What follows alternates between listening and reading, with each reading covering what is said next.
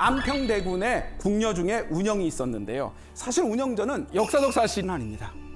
소설입니다.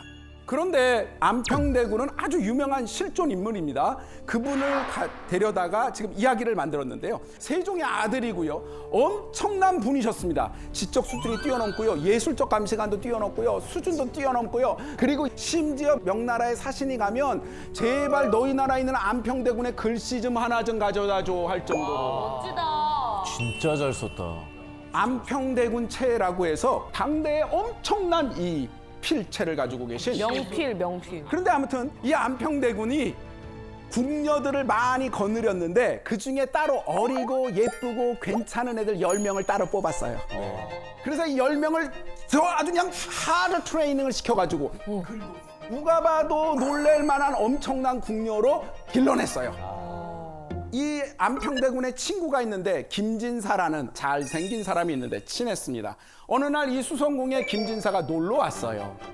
원문에 그대로 안평대군이 김진사가 나이가 어린 것을 보고 나이가 좀 많으면 곤란할 수 있지만 어리니까 뭐 괜찮겠지라고 생각하고 궁녀 그 10명을 불러다가 그 앞에서 시도 짓고 노래도 부르고 보여주는 거야. 봐라. 왜 그랬을까요? 따라하려고. 나는 이 정도를 거느리고 있노라. 자, 이렇게 쫙 하고 있는데 그 10명 중에 한 명의 궁녀인 운영과 김진사가 눈이 기극의 시작. 이거 약간 드라마 냄새가 좀 나는데요. 딱 눈이 맞았어. 서로 반했어. 그런데 서로 간에 만날 수가 없잖아요. 궁녀는 바깥에 못 나가니까. 그래서 서로 막 시를 써서 이렇게 전하면서 서로 막 사랑하는 마음을 막 알콩달콩 하다가 그런데 어느 날 시를 쓴 거를 안평대교 보니까 운영의 시에 뭔가 사랑의 느낌이 들어있어. 허허 이게 뭐지 해서 바깥에 왔다 갔다 못하게 했어요. 그런데 서로 너무 만나고 싶으니까 어떻게 되느냐? 빨래하러 나가게 될 때가 있어요. 빨래가 진짜 중요한 건데요. 빨래하는 건 아무도 말릴 수가 없습니다. 왜요? 목욕을 하나 보다. 목욕도 물론 할 수 있지만 또 왜요? 생리대를 빨았습니다. 옛날에 우리 여자아이들이 태어나면 바느질을 가르쳤습니다. 왜냐하면 너의 생리대는 네가 만들어서 써야 돼요. 그래서 바느질을 가르치는 거고 그 생리대는 당연히 빨래터에 가서 하죠. 그러므로 늘 빨래터는 여성들만의 해방 공간 같은 곳이었어요. 그러니까 아무리 시대와 사회와 뭐가 엄해도 빨래터에 가는 거를 말릴 수가 없었어요. 재밌습니다. 재밌어요. 빨래터에 다 나가서 빨래를 할 때 미리 짰지. 어떻게 했냐면 운영만 살짝 무녀의 집에 가 있기로 하고 김진사가 거기에 오기로 해서 만나게 해줬어요. 그런데 도대체 빨래를 몇 번이나 하러 가겠어. 그렇게 한번 만났지만 안 되니까 그 다음부터 서로 만나질 못해서 고민합니다. 김진사가 상사병이 들어서 괴로워하고 있을 때 그의 김진사의 종이 있었어요. 이름이 특이해요. 특. 걔 또 보통 놈이 아닐 것 같은데. 아니 그 진사님 뭘 이렇게 걱정이십니까?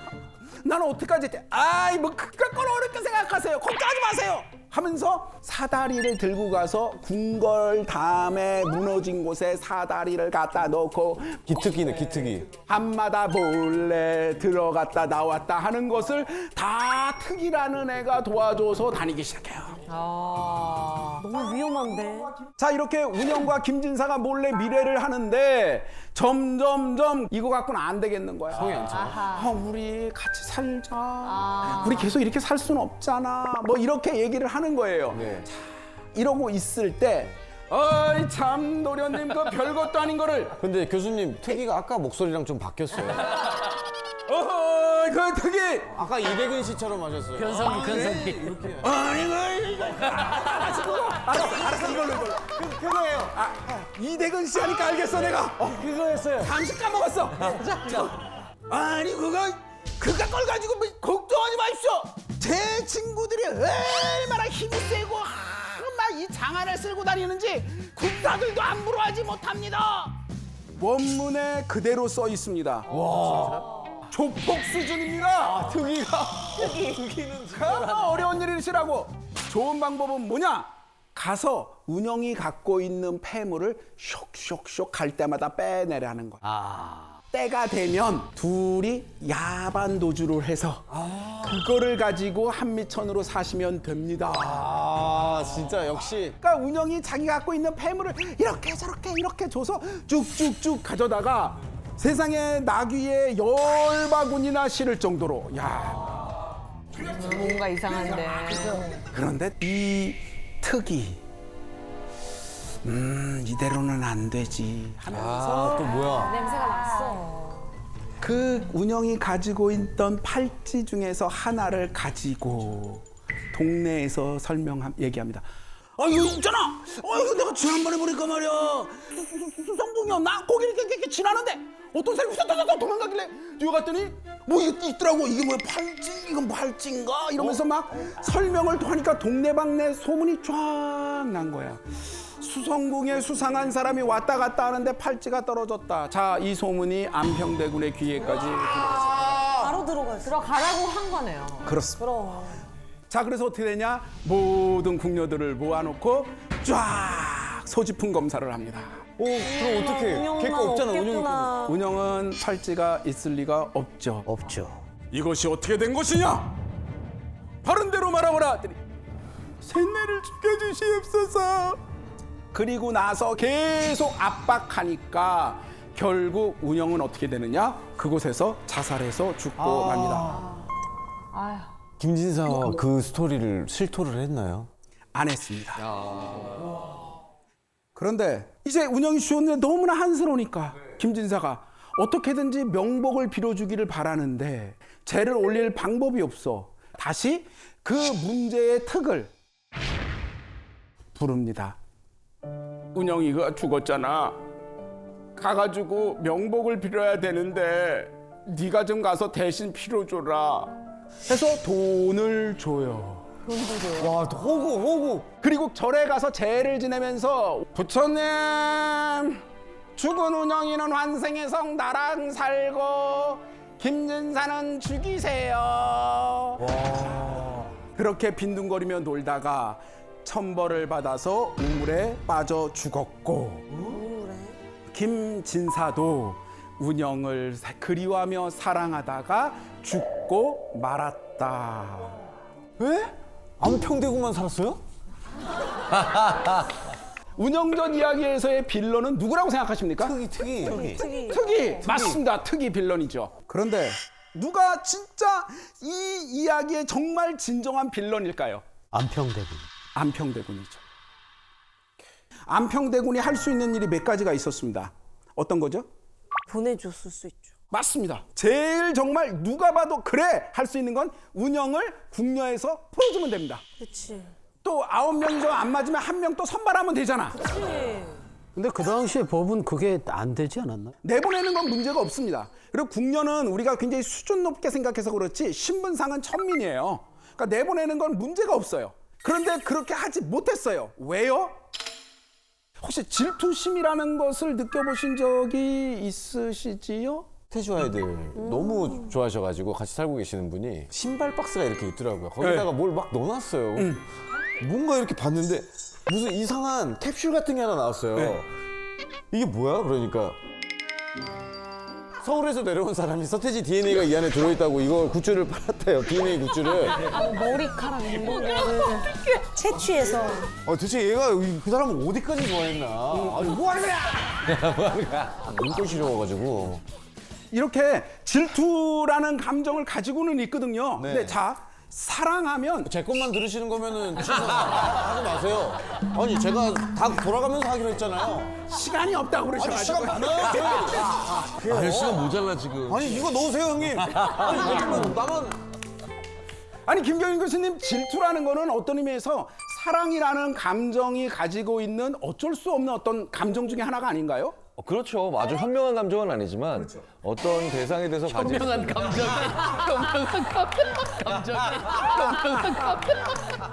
계속 해보시오. 계속 해보시오. 는 비합리적인 신념에 기반한다. 뭐 이렇게 표현해요. 비합리적 신념은 뭐냐면 지금 이 사람이 나를 좋아하고 있고 나도 이 사람을 좋아하고 있으면 과거에도 그랬을 거고 미래도 그럴 것이다라고 하는. 예, 그러니까 그게 비합리적 신념이죠. 자, 질투라는 것은 말씀하신 대로 그렇게 바람직한 감정은 아니지만 사랑이라는 감정을 가지고 있을 때 생길 수도 있는 그 무엇인데, 혹시 사랑을 있나? 안평이 마음이 자, 그러면 안평대군은 운영을 사랑했던 것일까요? 아니야. 소유욕 같은. 맞아, 소유욕. 정확하십니다. 안평대군은 운영을 사랑한 것은 아닙니다. 소유하려고 했던 거죠. 바보 같은 정말 엄청난 권력자들이 갖는 착각이 뭐냐 하면 자신은 완벽한 완전체라고 첫 번째 착각을 합니다. 그리고 자신이 생각하는 범위 안을 다 자기가 지배할 수 있다고 생각하고요. 세 번째로 그 범위 안에 약간의 균열이라도 생기는 걸 도무지 참을 수가 없고요. 그 문제는 반드시 강력한 폭력으로 해결하려고 하고요. 내가 뭐 이상해서 그런 것이 아니라고 믿는 얼치기 권력자들은 역사상 언제나 있었습니다. 안평대군 입장에서는 사실 운영이 눈에 안 들어왔을 수 있어요. 그런데 아니 니깎게 감히 내 건데. 내 건데 네가 감히 다른 데 눈을 둬? 그 얘기 뭐하고도 비슷하냐면 내가 김진사 쟤보다 좀 못하다는 거야? 아, 자존심 상했구나. 안평대군이 차라리 너 도대체 그런 식으로 김진사와 불륜을 저지르다니 네가 옳은 일이냐, 너를 혼내겠다라고 대놓고 말했다면 차라리 그래, 맞아. 죽지는 않았을 겁니다. 예. 그런데 은근히 아는 듯 모르는 듯 하면서 옥죄듯이 괴롭히는 그것이 너무나 잔인하구나. 제일 잔인해. 너무나 이 운영에게는 견딜 수 없는 압박이었고 운영은 자살할 수밖에 없었습니다. 그런데 사실은 운영이 자살할 수밖에 없었던 두 번째 이유가 더 가슴이 아파요. 뭐예요? 바로 김진사의 무능입니다. 자, 김진사야말로 어떤 의미에서 제가 보기엔 최고의 빌런이라고 할 수 있습니다. 김진사가 운영을 사랑한 건 진실일까요? 아닐까요? 진실일 겁니다. 진실이죠. 정말로 사랑했습니다.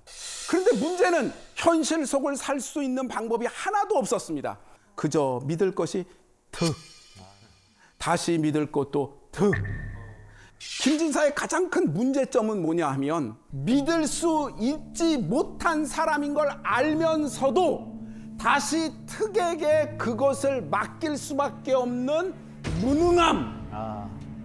그리고 그 문제를 자기 힘으로 주도적으로 해결할 수 있는 능력이라고는 하나도 없는 무능하고 처참한 자가 바로 김진사였던 것입니다. 연려함양 박시전은 크게 세 도막으로 나누어져 있습니다. 첫 번째 도막은 서문, 두 번째 도막은 엽정 굴린 이야기, 세 번째 이야기는 진짜 함양 박씨 이야기. 이렇게 세 도막으로 나눠져 있습니다. 우선 첫 번째 이야기를 들려드리도록 하겠습니다. 아, 다른 거구나. 어느 높은 대갓집이 있었어요. 아들 둘이 고위관직이었습니다. 그 집에 홀로 사시는 어머님이 계셨습니다. 어느 날 아들 둘이 그 집은 안 되지 않을까? 그 과부가 있었다는데 하면서 자기들끼리 말하는 거를 들은 거예요. 그래서 어머님이 불러서 묻습니다. 너희는 지금 무슨 이야기를 하고 있느냐? 그랬더니 어떤 사람을 임용하는 관직에 올리는 문제를 이야기하는데요. 그 집안에 선대에 과부가 하나 있었는데 뭔가 좀 소문이 안 좋습니다. 그래서 그 사람을 올리지 않고 그 사람을 삭감하려고 합니다. 라고 했더니 어머님이 뭐라고 그러시냐면 남의 집 깊은 규중에서 일어난 일을 니들이 어떻게 아느냐 했더니 소문으로 들었습니다. 허허 하면서 어머님이 품속에서 동전 하나를 딱 꺼내요. 왜요? 이 동전을 봐라 했더니 동전이 얼마나 손때가 묻고 얼마나 달았는지 글씨도 너무 주물러서 글씨도 좀 지워졌어요. 이게 바로 네 애미를 살린 부적이다. 무릇 과부라고 해서 어찌 정욕이 없겠느냐. 나는 잠이 오지 않는 밤이면 그 동전을 꺼내서 뚜루루루루루 굴리고 뛰어가서 동전을 쥐고 이러기를 새벽 닭이 울 때까지 밤새도록 하였다. 그래서 동전이 살았어. 네. 이 이야기의 가장 중요한 핵심은 뭐냐면요. 양반집 여자가 인간의 본성에 대해서 이렇게 정확하게 어찌 과부라고 정욕이 없겠느냐라고 그의 자식들을 앉혀놓고 말하는 장면을 잊을 수가 없습니다. 참 교육이다. 참 교육. 바로 너희의 어머니인 나도 평생을 이렇게 수절하며 사는 것이 너무나 고통스럽고 괴롭고 정말 인간적인 기본적인 이런 것이었다라는 이야기를 이야기하는 겁니다. 조선시대에도 다시 재혼할 수 있었습니다. 늘 가능했습니다. 재혼하지 않았던 가장 중요한 이유는 뭘까요? 그거 아닙니까? 정절? 약간 유교 유교 사상이 정절을 강조했기 때문에 거기서 벗어나면 안 된다라는 생각으로 사회적 문화가 그러니까 그렇더라도 우리 삶이라는 건 말이죠. 네. 아무리 규칙이 있어도 우리가 살고 싶은 욕망대로 살게 되어 있어요. 하긴 김진사도 정답은 다시 결혼한 재혼한 부인에게서 난 자식은 벼슬할 수 없도록 경국대전에 규칙을 만들었습니다. 아, 법이 있었구나. 양반들이 벼슬살이에 나갈 수 없다는 얘기는 결국 죽는다는 얘기고 아무것도 할 수 없다는 얘기입니다.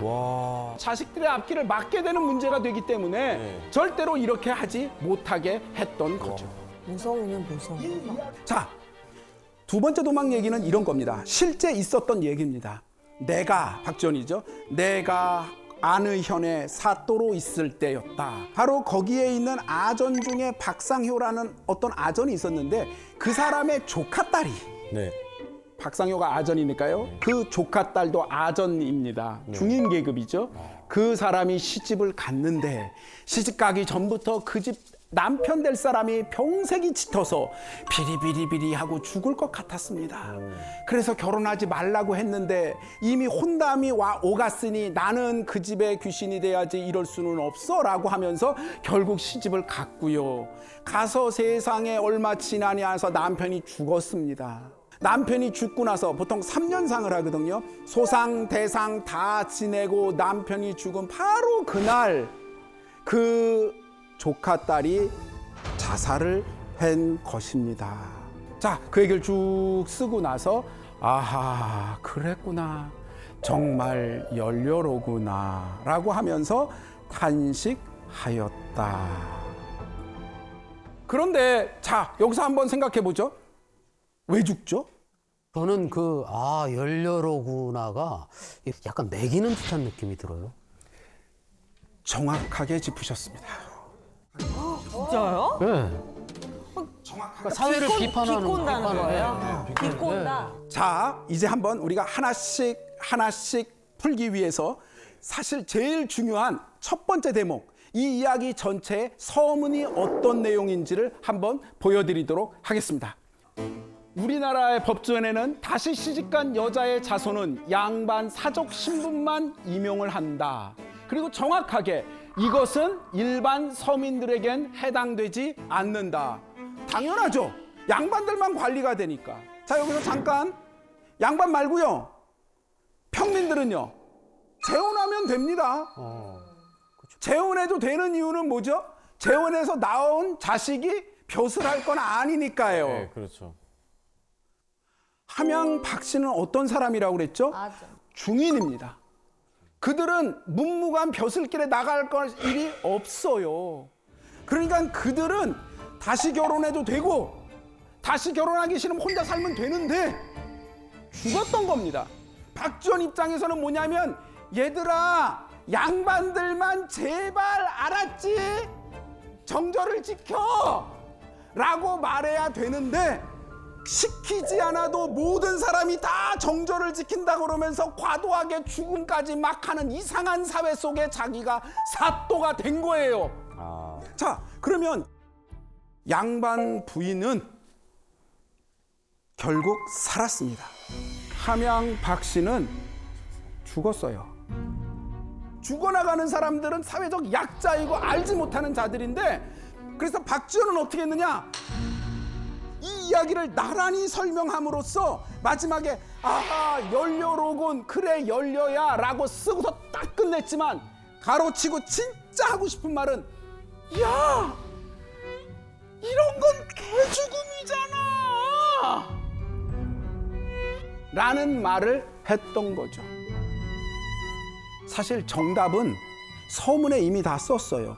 여자들이 귀천과 높낮이에 상관없이 양반이건 아니건 논아 없이 수절해서 하나의 풍속이 되었다. 그러면서도 마치 극락을 밟는 것으로 여긴다. 정말 모질고 지나치다. 이 이야기에서 정말로 중요한 핵심은 사실 하나가 더 들어 있습니다. 제목입니다. 제목이 왜요? 연려, 함양, 박시전. 조선시대는요 철저한 계급사회이기 때문에 여성들을 부르는 호칭도 정해져 있었어요. 평민들은 뭐라고 불렀냐? 박씨면 박조이라고 불렀습니다. 중인은 뭐라고 불렀냐면 박성이라고 불렀습니다. 양반 여자들은 박씨면 뭐라고 부르냐면 박씨다. 다시 말하면 양반 여성은 씨, 중인은 성, 평민은 조이. 그런데 연려, 함양, 박시전? 이 사람은 중인이잖아요. 박성전이라고 해야 되지요. 박지원 같이 엄청난 분이 이거를 틀렸을 리가 없죠. 박지원이 진짜 말하고 싶은 그러나 대놓고 말하지 않지만 이 사회의 엄청난 풍조 중에 하나가 뭐냐면 수없이 많은 집안에서 자신들의 가문 상승을 위하여 여성들을 이렇게 살해하듯이 죽이는 풍조들이 너무 많았고 사회적 가스라이팅이 된 상황으로 연료 담론을 널리 퍼뜨리는 거였습니다. 다시 말하면 양반이 되고 싶어하는 강한 의욕과 욕망을 가지고 여성들을 통제하고 그들을 어떻게든지 하려는 연료는 원래 그런 건데 너는 무슨 낯짝으로 사니? 못 배워 처먹었구나 라는 식의 사회적 압박이 가문에 집안에 있다는 것을 날카롭게 지적하신 것입니다.